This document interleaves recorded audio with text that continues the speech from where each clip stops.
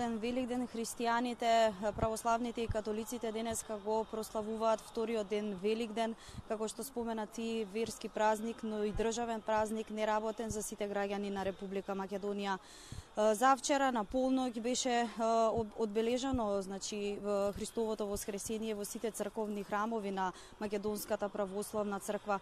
По тој повод денеска, втор Великден, архиепископот Охридски и Македонски богослужи во храмот Рожденство на Пресвета Богородица во центарот на Скопје. Спомена Свети Никола, меѓутоа имаме една мала измена. Во моментов се наоѓаме пред црквата Света Петка во општина Аеродром, каде што веднаш до мене го имам отец Кирил, кој што ќе ни каже како денеска се празнува вториот ден на Великден во сите црковни храмови на Македонската православна црква. Христос воскресе! Така е, навистина воскресе.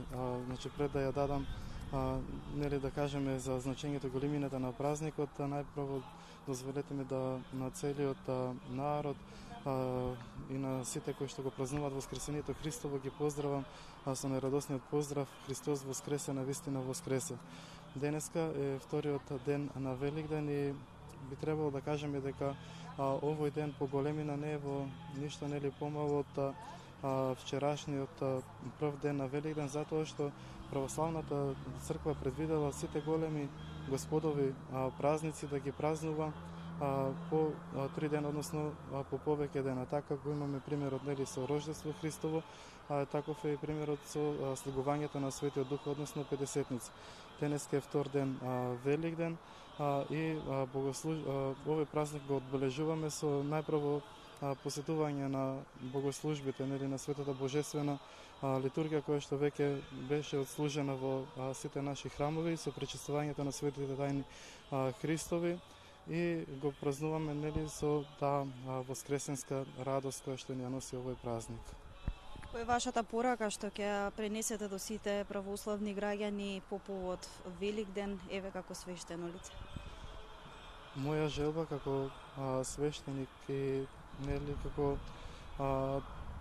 учесник во оваа воскресенска радост е сите христијани, сите православни луѓе, сите луѓе на земјата да не дозволат овој празник да им помине без радост, да не дозволат овој празник да не го почестуваат без да се зарадуваат за нешто. Значи, овие 3 дена и од сега натаму црквата дава благословува, односно дава послушание на радост. И во овие денови на празнување на Воскресението Христово ние го празнуваме, ја празнуваме победата на животот над смртта, го празнуваме победата на доброто на злото. Затоа да ги отргнеме сите мисли кои што можат малку да не растажат, да ни направат некоја тежина во себе, без разлика на секојдневните обврски, задачи и искушенија со кои што ние мораме да се соочуваме. Значи, ако нашиот ум привремено се отргнал на некој начин од Бога заради световни работи, на тие работи кои што не одвлекуваат од радост, едноставно да им кажеме Христос воскресе, Христос воскресна за сите и за се. И ако Христос воскресна, значи смртта, односно тагата, жалоста, се е победено и ние имаме задача, имаме повод, имаме причина да се радуваме со Него во Неговото воскресение. Тоа е најглавната задача.